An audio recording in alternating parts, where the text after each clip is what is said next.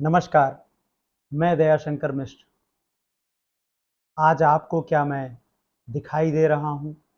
ध्यान से देखिए, आप मुझे नहीं देख पा रहे हैं। इस वक्त भारत एक ऐसे अंधेरे की ओर बढ़ रहा है, जहाँ धीरे धीरे धीरे सारी आवाज़ें गुम होती जा रही हैं। एक ऐसे अंधेरे में जहाँ एक दूसरे को देख पाना बेहद मुश्किल होता जा रहा है। बेहद मुश्किल होता जा रहा है संविधान, लोकतंत्र और स्वतंत्र आवाज़ों के लिए बोलना और उन आवाज़ों का आप तक पहुंचना। हमारा आज का यह वीडियो उस खतरे की ओर आपको ले जाने की कोशिश है जो बेहद तेजी से आपकी ओर बढ़ रहा है। एक अंधेरा, एक घुप अंधेरा उस लोकतंत्र को जो एक लंबी लड़ाई के बाद हमें हासिल हुआ। नागरिक अधिकारों का कितना जटिल संघर्ष पार करके भारत एक गणराज्य बना, हम नागरिक बने, लेकिन जैसे हमारी सारी चेतना को कोई इस अंधेरे में, घुप अंधेरे में तब्दील कर देना चाहता है। आखिर कहाँ से इसकी प्रेरणा मिलती होगी? क्योंकि कहने को तो भारत एक लोकतंत्र है। आज हम आपको जिस सफर पर ले जा रहे हैं वह उस अंधेरे को पहचानने की कोशिश है। इस अंधेरे से पार पाने का यही तरीका है कि हम इतिहास को ठीक से टटोलें, समझें और उससे सबक सीखें। आपकी आज की यात्रा हमारे साथ थोड़ी मुश्किल हो सकती है। आपको इस तरह के वीडियो देखने की आदत ना हो सकती हो। विजुअल से भरे, तकनीक से भरे वीडियो के दौर में एक अंधेरे का वीडियो कितने ही लोग देखेंगे, लेकिन हम आपके सामने यह वीडियो इसलिए लेकर आए हैं ताकि आप समझ पाएँ कि अंधेरा कितनी तेज़ी से आपके दिमाग, दिल और देश पर हावी हो रहा है।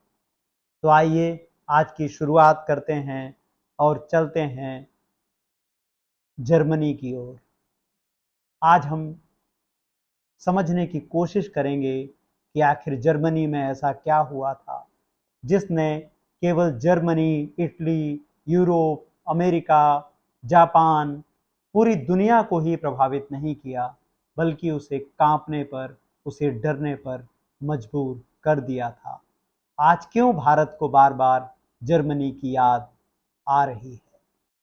जब मुसोलिनी इटली में पहले फासीवादी देश की स्थापना में लगा हुआ था, उस समय जर्मनी में हिटलर इससे सीख ले रहा था, अपने नोट्स तैयार कर रहा था। जेल से बाहर आने के बाद उसने लगभग वही सब किया जो मुसोलिनी कर रहा था, जैसे निराश हो चुकी श्रम शक्ति को जागृत करना, ध्वस्त होती इकोनॉमी को पुनर्जीवित करने और कमजोर समझी जाने वाली सरकार को मजबूत बनाने का दावा। शुरुआती दौर में रोरिंग ट्वेंटीज, 20वें दशक में आर्थिक और सांस्कृतिक समृद्धि का एक समय ने हिटलर के लोक लुभावन संदेश को कुंद कर दिया, लेकिन इसके बाद 1929 में महामंदी आ गई। इससे कामकाजी लोगों में फिर से नाराजगी बढ़ गई और वह हिटलर के वादों की तरफ आकर्षित होने लगे। फासीवाद अब जर्मनी में जड़ें जमाने लगा था। इस पर जर्मन इतिहासकार गेआर्ग रिकेलमायर का कहना है, हिटलर ने जनता को नौकरी ही नौकरी देने का वादा किया। लोगों को नौकरी की सख्त जरूरत थी और वह यही सुनना चाहते थे। कुछ संभव हो या ना हो, लेकिन एक ऐसा वादा हो जिसमें आपको लगे कि यह झूठा हो ही नहीं सकता। हिटलर की कामयाबी की कहानियों में वायदों का बहुत बड़ा रोल है, उनकी बहुत बड़ी भूमिका है। आपको अगर भारत की याद आ रही हो तो उस याद को एक खूंटे से बांधकर हमारे साथ आगे चलिए। हिटलर के वादों को लेकर जर्मनी के पॉलिटिकल साइंटिस्ट अंद्रियास क्लेमेंस कहते हैं, हिटलर ने लोगों से वह सब कुछ देने का वादा किया जो वे चाहते थे। उसने लोगों से उज्जवल भविष्य देने का वादा किया। उसने उन्हें काम देने का वादा किया। उसने जनता को विस्तारवादी और सांस्कृतिक राष्ट्रवाद का झुंझुना थमाया। आपको क्या फिर से भारत की याद आ रही है? अगर भारत की याद आ रही है तो उसे जिस खूंटे में थोड़ी देर पहले आपने बांधा है उसे फिर कसकर बांध दीजिए। हिटलर एक प्रखर और मंत्रमुग्ध कर देने वाला वक्ता था। इस पर जर्मन पत्रकार होल्गर जिमर कहते हैं, लोग हिटलर के भाषण पर इसलिए मुग्ध नहीं हो जाते थे कि उसके तर्क अच्छे और प्रभावी थे, बल्कि वह उसकी विशुद्ध कट्टरता, उसके क्रोध, प्रचंड रोष, अलंकारिक भाषा और वाक्पटुता पर सम्मोहित हो जाते थे। उस वक्त के लोग और इसके प्रत्यक्षदर्शी बताते हैं कि यह एक क्रूर और रूढ़िवादी प्रभाव था जो धीरे धीरे जर्मनी को अपनी पकड़ में ले रहा था। जर्मनी के एक और इतिहासकार गेआर्ग रिकेलमायर बताते हैं, हिटलर लोगों से जो कह रहा था वह दुर्भाग्यपूर्ण और त्रासद था, लेकिन जिस तरह की नाटकीयता का प्रदर्शन वह करता था वह किसी बड़े कलात्मक शो की तरह होता था। आपको फिर भारत की याद आ रही है? याद आ रही है तो उसे थाम कर रखिए। आंद्रियास आगे बताते हैं, वह एक ही झूठ को बार बार दोहराता था, कई बार दोहराता था, और इस तरह वह इसे महज कोई छोटा मोटा झूठ नहीं रहने देता था, बल्कि वह इसको काफी बड़ा बना देता था और बार बार दोहराकर उसे लोगों के दिमाग में बिठा देता था। वह लोगों में शासन के खिलाफ निराशा का भरपूर संचार करता। आप फिर अच्छे दिनों की ओर टहलने तो नहीं चले गए? आपके दिमाग में 15 लाख के वादे उमड़ने घुमड़ने तो नहीं लगे? अगर यह वादे आपके दिमाग में आ रहे हैं, ऐसे ख्याल आपके दिमाग में आ रहे हैं, तो हमारी कोई गलती ना मानी जाए। अपने दिमाग को स्थिर कीजिए, उसे जर्मनी में रहने दीजिए। अपना राजनीतिक आधार बढ़ाने के लिए वह लोगों से भ्रामक वादे करता, जैसे अधिक समृद्धि और अधिक जगह दिलाने के नाम पर विस्तारवादी और सांस्कृतिक राष्ट्रवाद को बढ़ावा देना।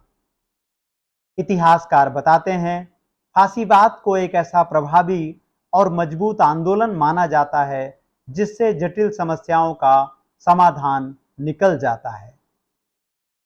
आसान जवाब और आसान समाधान का वादा ही तो लोग सुनना चाहते थे, क्योंकि इससे उनमें इस उम्मीद को बल मिलता था कि वह उनकी समस्याओं का समाधान 10 साल के लंबे समय में नहीं बल्कि तुरंत निकल जाएगा।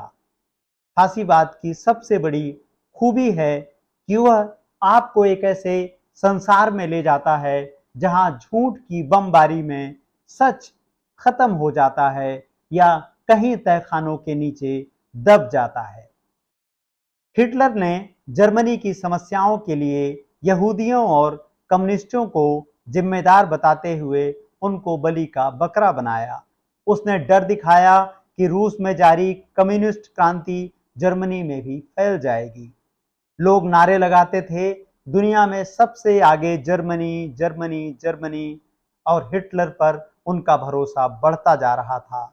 उन्हें भरोसा था हिटलर देश को वहां तक ले जाएगा जहां तक अब तक कोई नहीं ले जा पाया। 1932 में नाजी पार्टी ने संसद में केवल 1/3 सीटें ही जीती, लेकिन हिटलर सत्ता हासिल करने में कामयाब हो गया। उसने एक सत्तारूढ़ गठबंधन बनाया, पारंपरिक रूढ़िवादी राजनेताओं के साथ साझेदारी की, जिन्होंने सोचा था कि वे इसे नियंत्रित कर सकते हैं। जब कोई विकल्प नहीं मिला तो जर्मन राष्ट्रपति वान हिंडरबर्ग ने जनवरी 1933 में हिटलर को चांसलर नियुक्त कर दिया। वही एकमात्र तरीका था जिससे वह संसदीय बहुमत के साथ सरकार चला सके। हिटलर को शासन करते हुए कुछ ही सप्ताह बीते थे कि जर्मनी के संसद भवन में रहस्यमयी परिस्थितियों में आग लग गई। इस तरह की आपदा, जिसे लेकर कई इतिहासकारों का मानना है कि यह वास्तव में हिटलर के लोगों का ही काम था, एक तरह से आकांक्षी तानाशाह की प्रार्थना सफल होने जैसा रहा। क्या आपको भारत में अलग अलग राज्यों में प्रशासनिक भवनों में और दिल्ली के सबसे बड़े प्रशासनिक भवनों में लगने वाली आग भी याद आ रही है? अगर आ रही है तो उसे अभी भी यादों के खूंटे में बांधे रखिए। राष्ट्रीय सुरक्षा आपातकाल लग गया और हिटलर को अब कम्युनिस्टों को कुचलने, नरमपंथियों को चुप कराने और एक ऐसा नया कानून बनाने का बहाना मिल गया जो उसे निरंकुश शक्तियां देते थे। अचानक से जर्मनी में कोई मध्यम मार्ग नहीं बचा। आप या तो हिटलर के साथ थे या उसके खिलाफ थे। क्या आपको भारत की याद आ रही है? हिटलर ने निर्दयी तरीकों से अपनी शक्ति को मजबूत करने के लिए कदम बढ़ाए। उसने ऐसे साहसी राजनेताओं को जेल में बंद कर दिया जिन्होंने उसके खिलाफ मतदान किया था, और इस तरह जर्मनी सरकार पर हिटलर ने अपना पूर्ण नियंत्रण स्थापित कर लिया। जर्मनी के कांग्रेस और सीनेटर के समकक्षों को जल्द ही चुप करा दिया गया। उन्हें गिरफ्तार किया गया, एकांत शिविरों में भेजा गया और उनमें से अनेक को फांसी दे दी गई। जर्मन पत्रकार होल्गर जिमर बताते हैं, हिटलर का उदय दो चीजों के मिश्रण से हुआ था। पहला आकर्षण और दूसरा भय या आतंक। हिटलर का सिद्धांत था, वास्तव में लोगों को कुछ ऐसा दें जिससे वे झूठे वादों पर विश्वास कर पाएं। दूसरी तरफ जो उसके साथ ना आए उन्हें पीटा जाए, जेल में डाल दिया जाए या मार दिया जाए। रिकेल मायर बताते हैं, हिटलर के पास एक निजी सेना थी। गलियों में उसका आतंक था। उसे राजनीतिक आंदोलनों के लिए बड़ा संरक्षण हासिल था। निश्चित रूप से जर्मनी में लोग राजनीतिक दुश्मनों के लिए बनाए गए एकांत शिविरों के बारे में जानते थे और यह सुनिश्चित किया गया था कि उन्हें पता हो, जिससे वे अपना मुंह बंद रखें। हिटलर ने जर्मनी के लोकतंत्र का अपहरण कर लिया था। उसके पास लोकतांत्रिक प्रक्रियाओं को अस्थायी रूप से निलंबित करने की असाधारण शक्तियां आ गई थी। एक तानाशाह अब एक शक्तिशाली औद्योगिक राष्ट्र का प्रभारी था। फिर हिटलर और उनकी टीम ने जर्मनी और दुनिया के लिए अपनी योजना तैयार करनी शुरू कर दी। इसके बाद की ज़्यादातर कहानियाँ विनाश की कहानियाँ, आक्रमण की कहानियाँ आप जानते हैं। यह तो उस हिटलर के शुरुआती दौर की कहानियाँ हैं जिससे उसने जर्मनी पर अपना शिकंजा इतना मजबूत कर लिया कि लाखों लोगों का जीवन हमेशा हमेशा के लिए तबाह हो गया। हजारों लाखों लोग अनाथ हो गए। अपना सब कुछ उन्होंने इस एक ऐसे विचार के लिए खोया जिसके मूल में नफरत थी, भय था, आतंक था।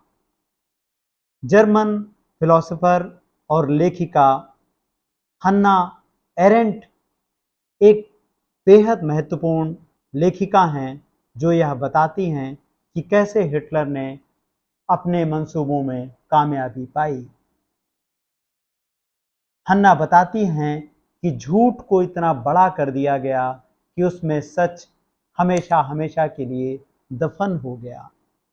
केवल एक ही बात थी, झूठ को इतनी बार कहा जाए कि सच के जिंदा होने की कोई संभावना ही ना बचे। झूठ की बमबारी में सच हमेशा हमेशा के लिए दफन हो जाए। लोग यकीन ही ना कर पाएं कि यह झूठ हो सकता है। इतने बड़े बड़े झूठ बोले जाएं। भारत में इस वक्त जो कुछ हो रहा है, क्या आपको उसमें और हिटलर के शासन में समानता नजर आती है। यह फैसला हम आप पर छोड़ते हैं।